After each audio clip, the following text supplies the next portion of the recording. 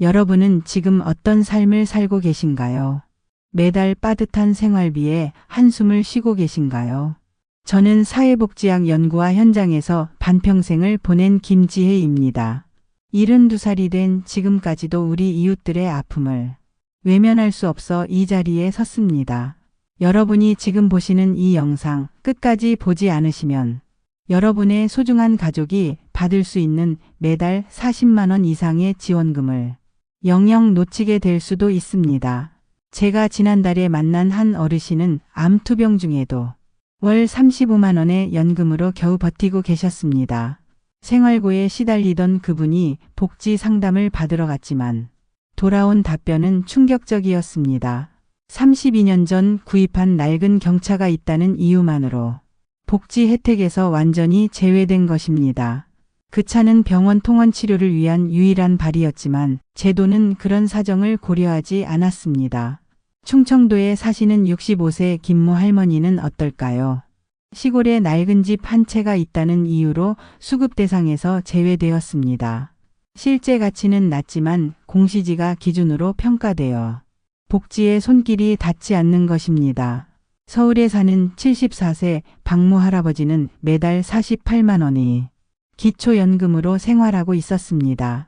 자녀가 있다는 이유만으로 수급 대상에서 탈락했지만 실상은 그 자녀와 7년째 연락이 두절된 상태였습니다. 여러분, 지금도 이런 비극이 전국 곳곳에서 일어나고 있다는 사실 알고 계셨나요?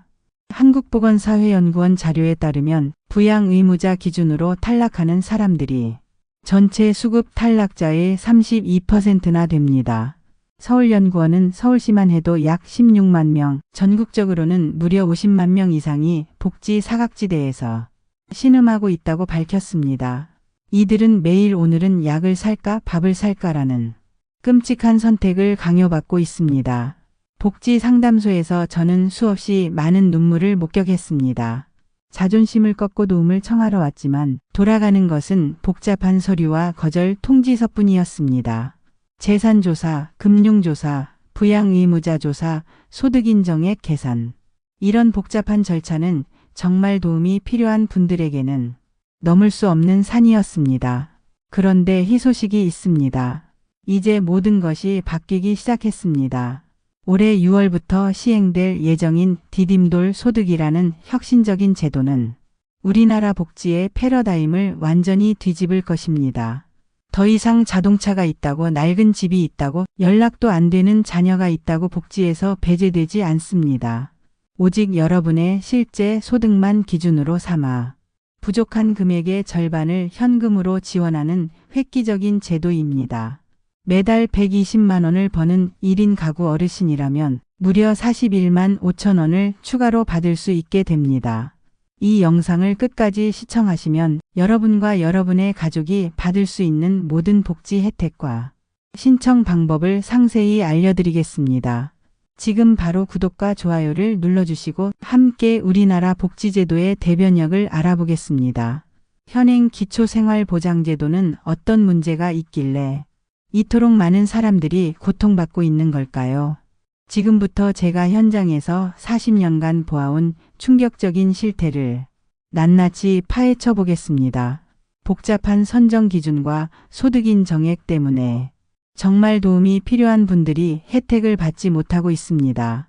월급만 보는 게 아니라 금융재산, 부동산, 자동차까지 모두 소득으로 환산해버리는 것이 첫 번째 문제입니다.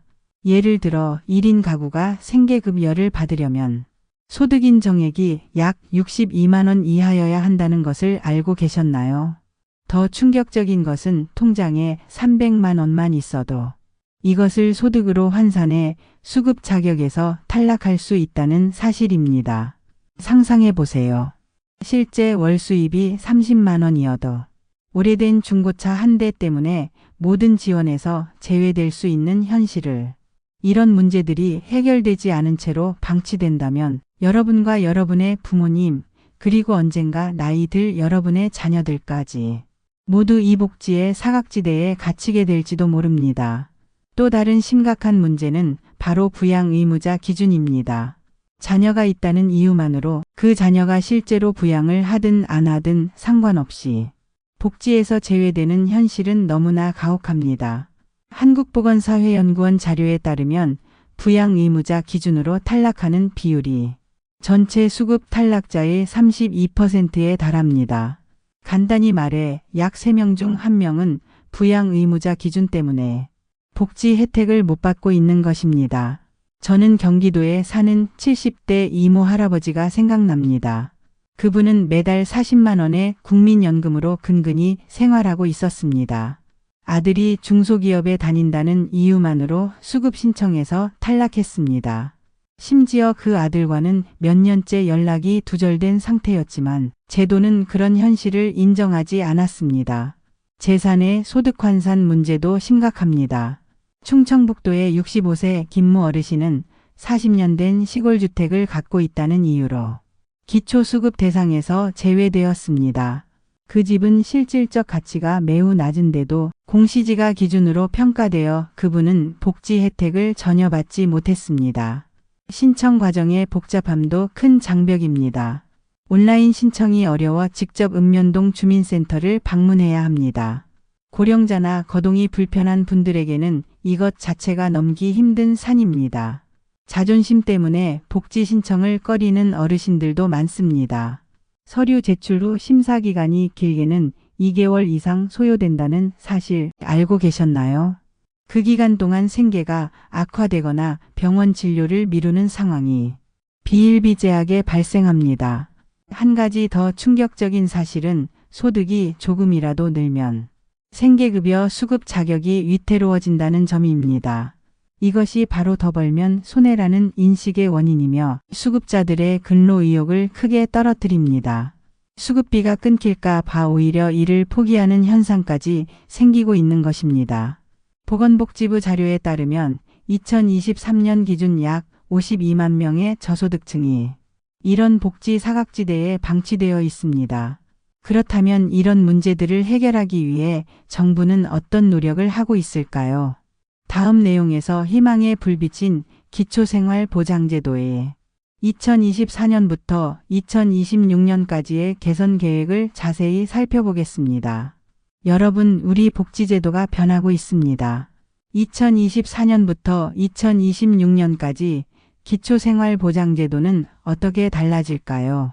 보건복지부는 지난 3월 14일 제74차 중앙생활보장위원회를 개최해 본격적인 제도 개선 논의를 시작했습니다.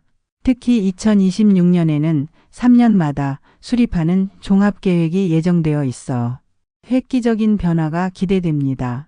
가장 먼저 주목할 부분은 생계급여와 주거급여 선정 기준의 단계적 상향 조정입니다. 2024년 현재 생계급여 기준은 기준 중위소득의 32%, 주거급여 기준은 48%입니다. 이것이 무슨 의미일까요? 쉽게 설명해 드리겠습니다. 중위소득이란 전체 가구의 소득을 순서대로 나열했을 때 딱 가운데 위치한 가구의 소득을 말합니다. 예를 들어 2024년 1인 가구 기준 중위소득은 약 223만 원인데 그 32%인 71만 3,102원 이하면 생계급여를 받을 수 있는 것입니다. 그런데 더 좋은 소식이 있습니다. 2025년에는 1인 가구 생계급여액이 76만 5,441원으로 7.34% 인상될 예정입니다. 4인 가구도 현재 183만 3,571원에서 195만 1,228원으로 6.42% 인상됩니다. 그리고 2026년까지는 생계급여 기준이 기준 중위소득의 35%까지, 주거급여 기준은 50%까지 단계적으로 확대될 예정입니다. 이렇게 되면 1인 가구는 최대 약 83만 원, 2인 가구는 약 137만 원까지 생계급여를 받을 수 있게 됩니다. 부양의무자 기준도 크게 완화됩니다. 2024년에는 부양의무자 연소득 기준이 1억 원에서 1억 3천만 원으로, 재산 기준은 9억 원에서 12억 원으로 상향되었습니다. 지역별 주거용 재산 공제도 확대되었습니다. 서울은 3억 6,400만 원, 경기도는 2억 9,400만 원, 광역시와 세종시는 2억 8,400만 원, 기타 지역은 1억 9,500만 원까지 허용됩니다. 특히 주목할 만한 개선 사항은 중증 장애인이 있는 가구에 대해서는 부양 의무자 기준 자체를 아예 적용하지 않는다는 점입니다. 가장 반가운 소식 중 하나는 자동차 재산 기준의 세부적 완화입니다. 2024년부터는 1600cc 미만 승용차 중 차량 10년 이상 또는 가액 200만 원 미만 차량은 일반 재산으로 간주됩니다. 이게 무슨 의미일까요?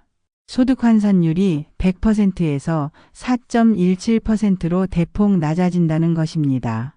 쉽게 말해 200만 원짜리 중고차가 있으면 예전에는 200만 원 전체를 소득으로 봤지만 이제는 약 8만 원만 소득으로 계산된다는 것입니다. 2025년에는 더 개선되어 2000cc 미만 중형차도 차량 10년 이상이거나 가액 500만 원 미만이면 일반 재산으로 간주됩니다. 2026년에는 자동차 재산의 소득 환산율 자체를 100%에서 10%로 낮추는 방안이 논의 중입니다. 이렇게 되면 600만 원짜리 차량이 있어도 소득으로는 60만 원만 반영되어 수급 탈락 가능성이 크게 줄어들게 됩니다. 근로소득 공제도 확대됩니다. 2024년 현재 일반 수급자는 근로소득의 30%를 공제받습니다. 75세 이상 노인은 더 많은 혜택을 받아 기본 20만 원과 나머지 금액의 30%를 추가로 공제받습니다. 2025년부터는 이 혜택이 65세 이상으로 확대됩니다. 65세 이상 어르신이 일을 해서 100만 원을 벌었다면 소득인 정액은 얼마나 될까요? 먼저 20만 원을 기본 공제하고 남은 80만 원의 30%인 24만 원을 추가 공제합니다. 그러면 실제 소득인 정액은 100만 원에서 44만 원을 뺀 56만 원이 됩니다. 여기에 생계급여가 더해지면 실질적으로 121만 원 정도의 생활비를 확보할 수 있게 되는 것입니다. 이렇게 단계적 개선을 통해 복지 사각지대는 점차 줄어들고 특히 근로능력이 있는 수급자들의 자립의지를 고취시키는 방향으로 제도가 발전하고 있습니다. 우리 제도가 어떻게 발전하고 있는지 아시겠지요? 하지만 아직 남아있는 문제들 그리고 이를 해결할 획기적인 방안인 디딤돌 소득에 대해 알아볼 필요가 있습니다. 기존 제도의 한계를 넘어서는 혁신적 대안이 바로 디딤돌 소득입니다. 서울시에서 2022년부터 시범 운영 중인 이 제도는 원래 안심소득이라는 이름으로 불렸습니다. 그런데 왜 이름이 바뀌었을까요? 단순한 생존 지원이 아닌 더 나은 미래로 나아갈 수 있는 디딤돌 역할을 강조하기 위함이었습니다.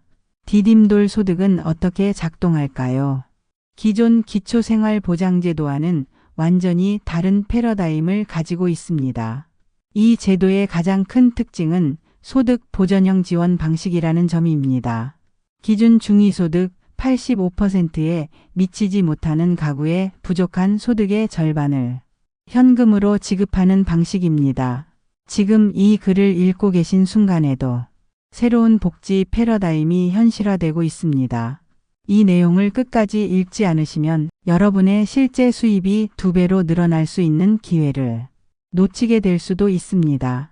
수학적 공식으로 표현하면 기준 중위소득 85%에서 실제 소득을 뺀 금액의 절반이 바로 지원금이 됩니다. 쉽게 예를 들어볼까요? 혼자 사시는 어르신의 월소득이 120만 원이라고 가정해 보겠습니다. 2024년 기준으로 1인 가구 중위소득 85%는 약 203만 원입니다.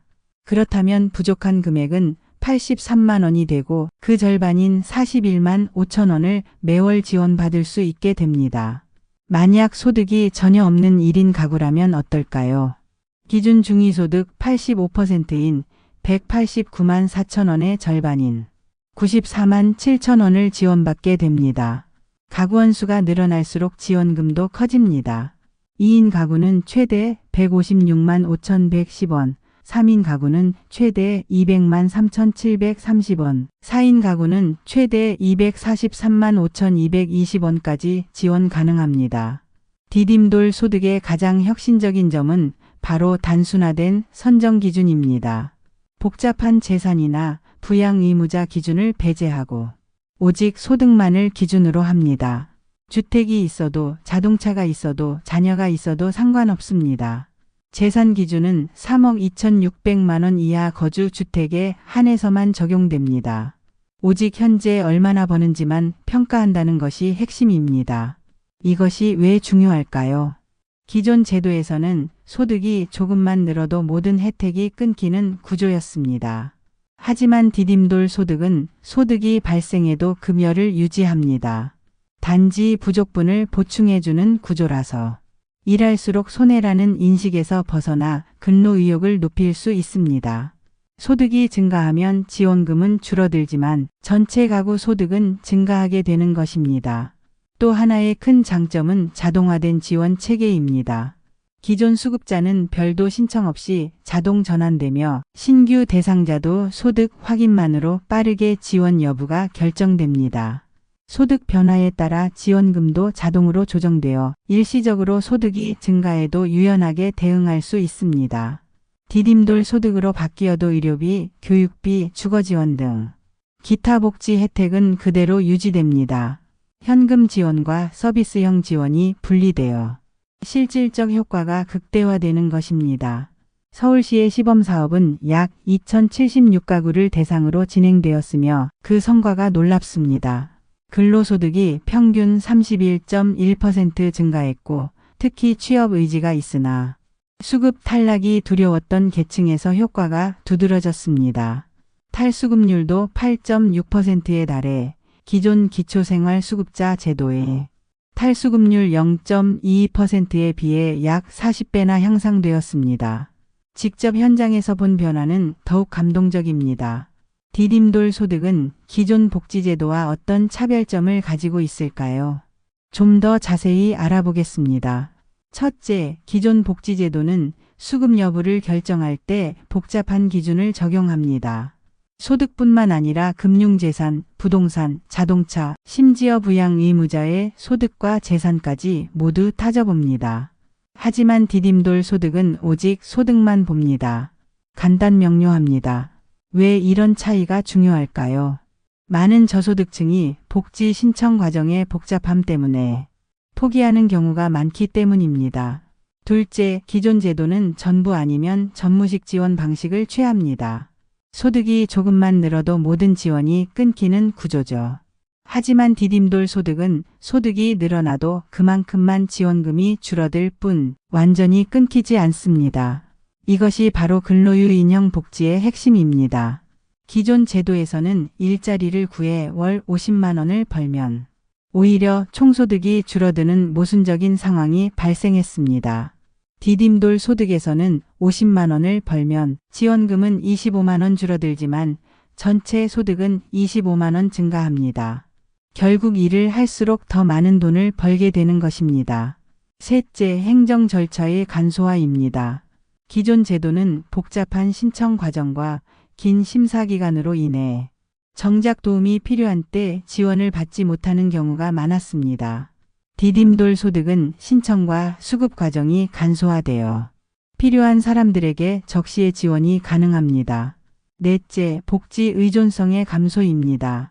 기존 제도에서는 한번 수급자가 되면 그 상태를 유지하려는 경향이 강했습니다. 하지만 디딤돌 소득은 일할수록 혜택을 보는 구조라서 자립을 유도합니다. 이런 차별점들은 실제 성과로 이어지고 있습니다. 서울시 시범 사업 결과 참가자들의 근로 참여율이 28%에서 36%로 증가했습니다.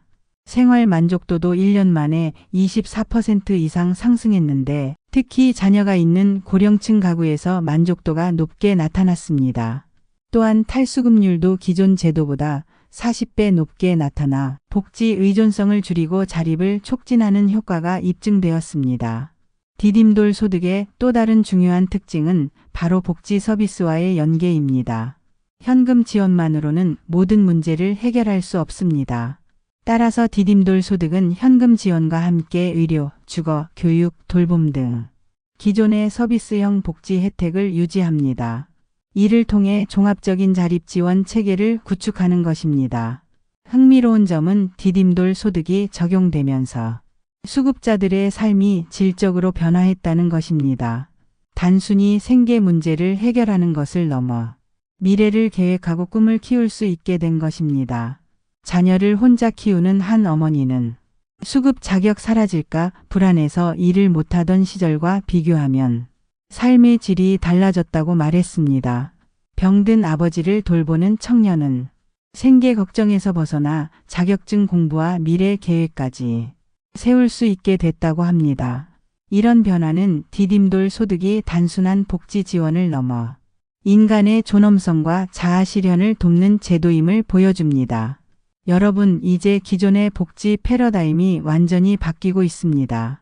더 이상 복지는 시혜나 베품이 아닌 모든 시민의 기본적 권리로 자리 잡고 있습니다. 디딤돌 소득은 그 중심에서 새로운 복지 패러다임을 이끌고 있는 것입니다. 하지만 여기서 중요한 질문이 남습니다. 과연 이 제도가 서울시를 넘어 전국으로 확대될 수 있을까요? 확대된다면 어떤 형태와 규모로 진행될까요? 그리고 그것은 우리 사회에 어떤 변화를 가져올까요? 이제 실제 사례를 통해 디딤돌 소득이 어떤 변화를 가져올 수 있는지 살펴보겠습니다.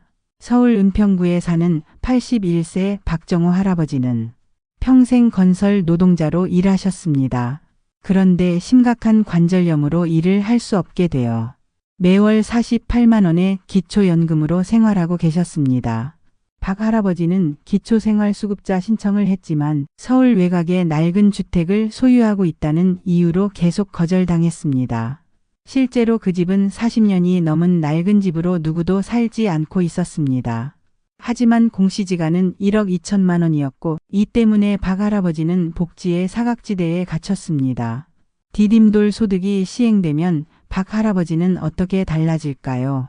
재산과 상관없이 오직 소득만 본다면 현재 48만 원 수입에 대해 월 71만 원의 디딤돌 소득을 추가로 받을 수 있게 됩니다.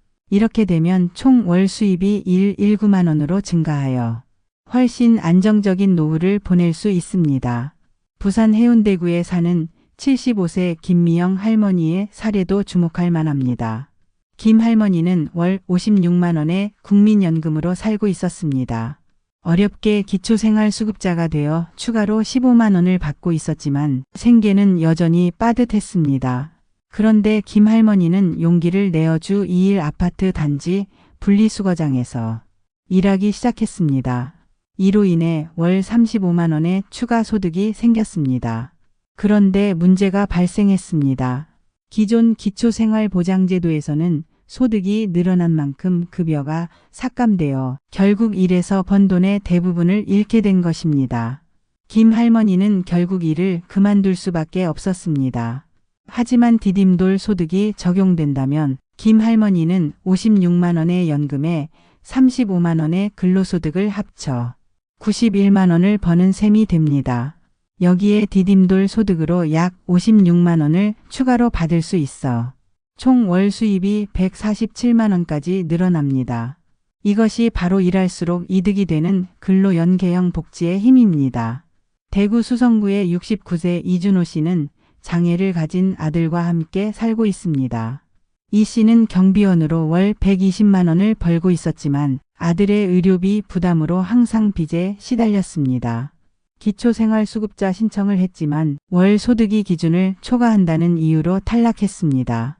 만약 디딤돌 소득이 적용된다면 이 씨 가족은 2인 가구 기준 중위소득 85%인 약 312만 원과 실제 소득 120만 원의 차액인 192만 원의 절반인 96만 원을 지원받게 됩니다.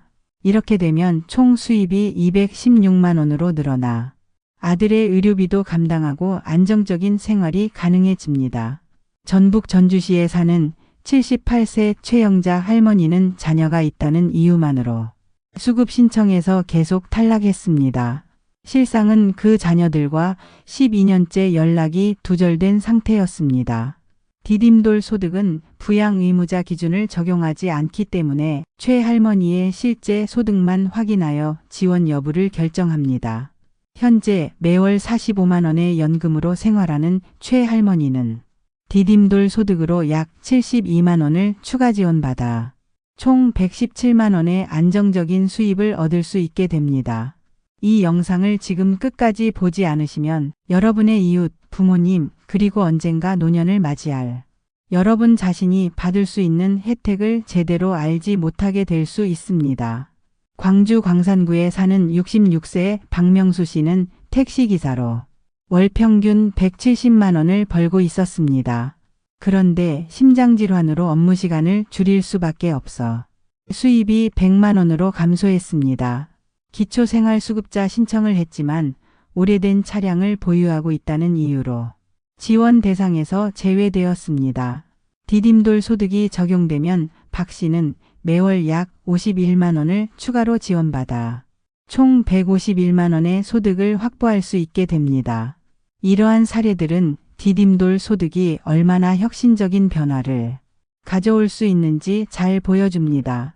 앞서 살펴본 사례들은 2022년부터 서울시가 진행한 시범 사업 결과를 바탕으로 예상한 것입니다. 실제 시범 사업에 참여한 가구들의 삶이 얼마나 크게 개선되었는지는 이미 여러 데이터로 증명되고 있습니다.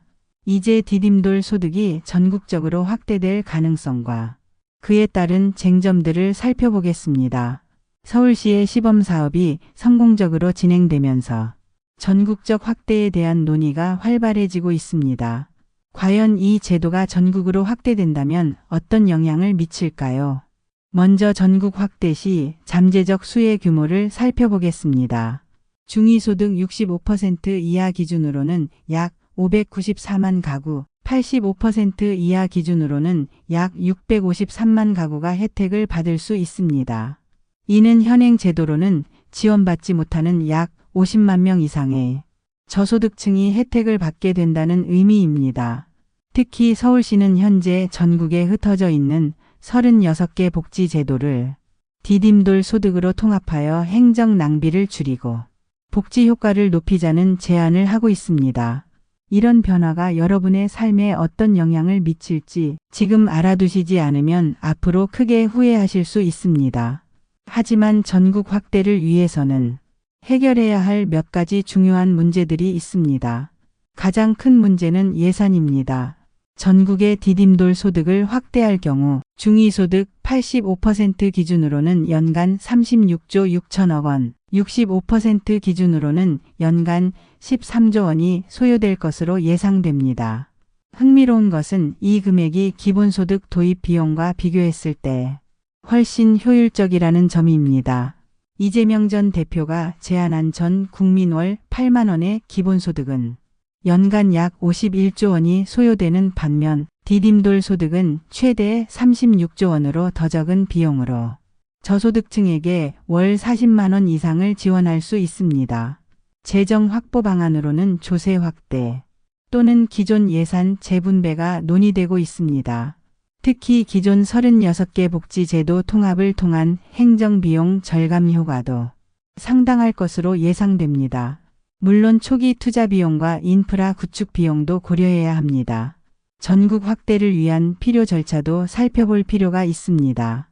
서울시는 시범 사업 결과를 바탕으로 중앙정부에 정책을 제안해야 합니다. 현재 보건복지부와의 협의가 진행 중이며 긍정적으로 검토되고 있는 것으로 알려져 있습니다. 입법 과정에서는 국회와 정부의 합의가 필요하고 최종적으로는 대통령의 승인이 필요합니다.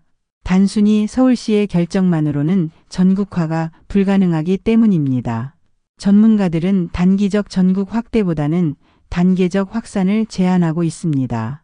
중위소득 65% 이하 모델 13조 원 규모의 전국화 가능성이 가장 높으며 정치 상황 변화에 따라 2025년에서 2026년 이후 추진될 가능성이 있습니다.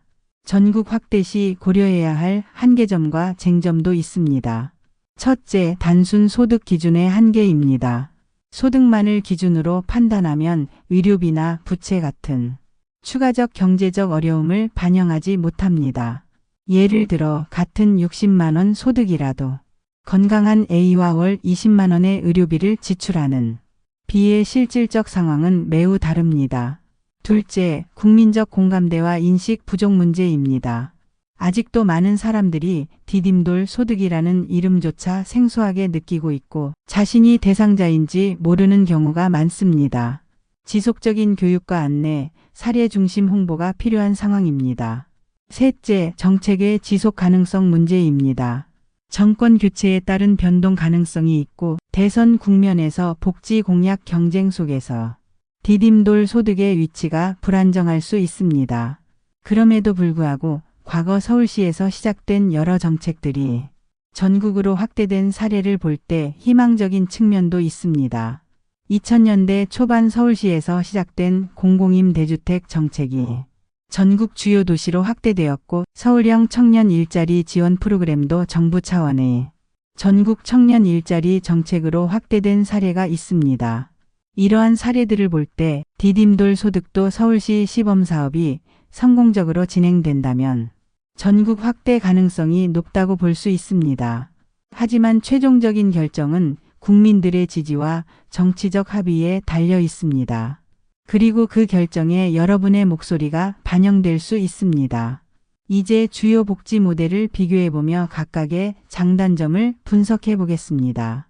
현재 한국의 복지제도는 크게 기초생활보장제도, 디딤돌 소득, 그리고 논의 중인 기본소득으로 나눌 수 있습니다. 각 모델의 특징을 정확히 이해하셔야 자신과 가족에게 가장 유리한 제도가 무엇인지 판단할 수 있습니다. 기초생활보장제도는 중위소득 30에서 50% 이하의 저소득층만을 대상으로 합니다. 선정 기준이 매우 복잡하여 소득, 재산, 부양 의무자 등 여러 요소를 종합적으로 고려합니다. 반면 디딤돌 소득은 중위소득 85% 이하를 대상으로 하며 주로 소득 중심의 간단한 기준을 적용합니다. 기본소득은 가장 단순하게 모든 국민에게 일정 금액을 지급하는 방식입니다. 지금 이 내용을 몰라두시면 추후 복지제도가 바뀌었을 때 본인이 어떤 혜택을 받을 수 있는지 판단하지 못하게 됩니다. 지원 방식에도 큰 차이가 있습니다. 기초생활보장제도는 급여별로 차등 지급되는 복잡한 체계를 갖추고 있습니다. 디딤돌 소득은 부족한 소득의 50%를 지급하는 방식으로 소득이 늘어도 전체 가구 소득은 증가하는 구조입니다. 기본소득은 소득 수준과 상관없이 모든 사람에게 동일한 금액을 지급합니다. 근로유인 측면에서도 큰 차이가 있습니다. 기초생활보장제도는 소득이 발생하면 급여가 감소하기 때문에 근로유인이 낮습니다. 실제로 일을 해서 돈을 벌면 복지 혜택이 줄어 총소득이 오히려 감소하는 경우도 있습니다. 디딤돌 소득은 일을 해도 총소득이 증가하기 때문에 근로유인이 높습니다. 기본소득은 일을 하든 안 하든 동일한 금액을 받기 때문에 근로유인에 직접적인 영향을 미치지 않습니다. 예산 효율성 측면에서도 중요한 차이가 있습니다. 기초생활보장제도는 복잡한 기준 때문에 사각지대가 존재하여 예산 효율성이 낮은 편입니다. 디딤돌 소득은 필요한 사람에게 집중 지원하는 방식으로 예산을 효율적으로 사용합니다. 기본소득은 모든 사람에게 지급하기 때문에 예산이 분산되어 저소득층에 대한 지원 효과가 상대적으로 낮을 수 있습니다. 연간 소요 예산도 크게 다릅니다. 현행 기초생활보장제도는 약 15조 원이 소요됩니다. 디딤돌 소득은 대상 범위에 따라 13조 원에서 36조 원까지 다양합니다. 기본소득은 전 국민 월 8만 원 기준으로 연간 51조 원 이상이 필요합니다. 실제 사례를 통해 각 모델의 효과를 비교해 보겠습니다. 인천 남동구의 64세 홍길동 씨는 월 소득이 60만 원인 1인 가구입니다. 기초생활보장제도에서는 재산이나 부양 의무자 조건에 따라 탈락 가능성이 높고 수급 대상이 되더라도 약 15만에서 17만 원의 추가 지원만 받을 수 있습니다. 디딤돌 소득에서는 중위소득 85%인 약 203만 원과의 차액인 143만 원의 절반인 71만 5천 원을 지원받아 총 131만 5천 원의 소득을 얻을 수 있습니다.